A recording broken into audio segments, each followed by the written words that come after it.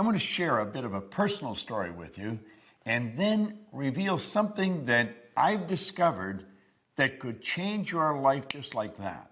Have you ever sat back and watched what a few other people may be doing, the extreme success they're enjoying, and at just about the same time feel that maybe success was just slipping through your fingers? If you feel that your success has been slipping through your fingers in your relationships with loved ones, maybe your own children, maybe your business associates, or if you feel success has been slipping through your fingers insofar as your business, with your income, if you feel success of any kind has been slipping through your fingers, in an area, maybe in sports or some area that I have not mentioned, I want you to go immediately. Don't put it off. Don't think you have something else to do. Do it right now. Sit down and take a pen and a pad and focus on that area that you want to change. And I guarantee you, if you can isolate what you want, I can show you how to get it. It's so easy to read in the paper, you see on TV. Well, it could be a personality, but it might be a relative or a person down the street, or maybe somebody you went to school with that you really didn't think was that bright, but they're enjoying tremendous success. And you just seem to be getting the same results all the time. Well, I discovered something. It took 9 years of intense research on my own personal part. But when I discovered it, I thought I had the keys to the kingdom. And all I wanted to do was share it with other people. So I'm going to ask you to open your mind a little and really become super honest with yourself. And I believe if you do, I'm going to show you how to get results that stick. Now, this isn't a game we're playing. This is a life that we're living. Many, many years ago, when I was a very young man, a man that became probably the best friend I'll ever have gave me this book. Now, this particular copy I've been reading for the past 52 years. It's Napoleon Hill's book, Think and Grow Rich. Now, it's fairly obvious. I've been reading this book for a long time. Pages are falling out of it. The covers come off it. But I stick with it, and I keep reading it. Now, it's not that I'm such a slow reader. It's just there's so much in this book. And I have found that regardless of what level of success I may enjoy, I can always find how to raise the bar through studying some of Napoleon Hill's material. Now, let me go back to the time I was a little kid. And this is the part I think probably that you'll be able to relate to. I did things I didn't want to do, and yet I was doing them anyway.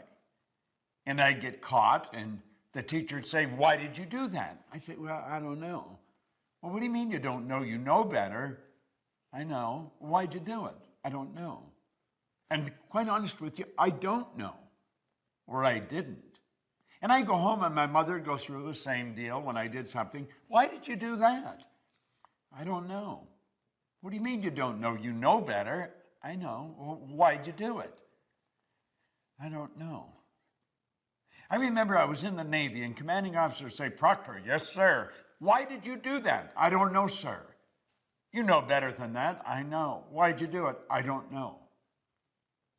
You see, all over the world, there's people doing things they don't want to do. It's giving them results they don't want to get, and they do it anyway. Why does that happen?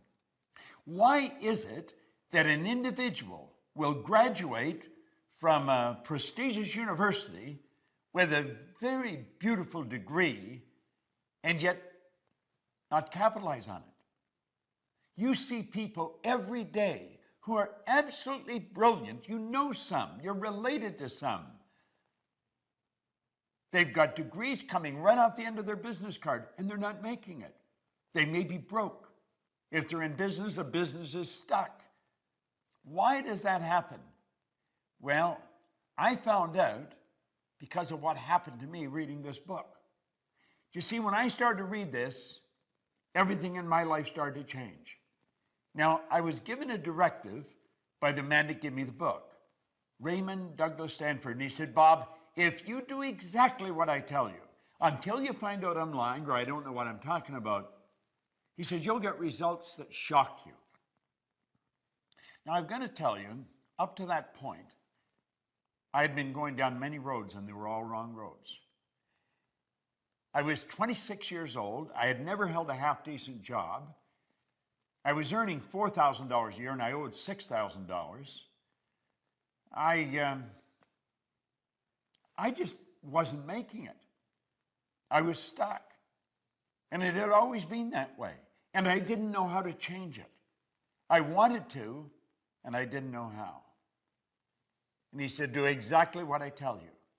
Well, you know, from the time I picked this up to 1 year later, my income changed and my life changed like night and day.